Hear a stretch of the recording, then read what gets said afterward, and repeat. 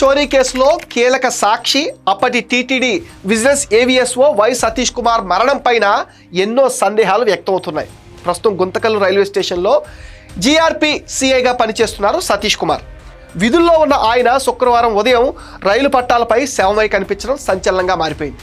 పరకామణి కేసులో విపక్ష party YCP పెద్దలైన TTD మాజీ చైర్మన్ భూమన కరుణాకర్ రెడ్డి పాత్ర పైన చాలా అనుమానాలున్నాయి.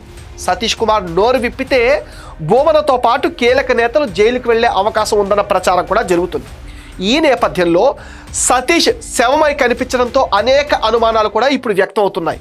ఆయనను ఎవరైనా చంపి పట్టాలపై పడేశారా అన్న దిశగా పోలీసులు దర్యాప్తు ప్రారంభించారు. సహజంగా ఎవరైనా రైలు క్రింద పడి ఆత్మహత్య చేసుకోవాలి అనుకుంటే మృతదేహం ముక్కముక్కలవుతుంది. కొన్నిసార్లు తల మొండెం వేర్వేరవుతాయి. కానీ గుంతకల్లో లభ్యమైన సతీష్ కుమార్ మృతదేహం పైన గాయాలు ఉన్నాయే కానీ రైలు ఢీ కొట్టిన ఆనవాళ్ళైతే కనిపించటం లేదు.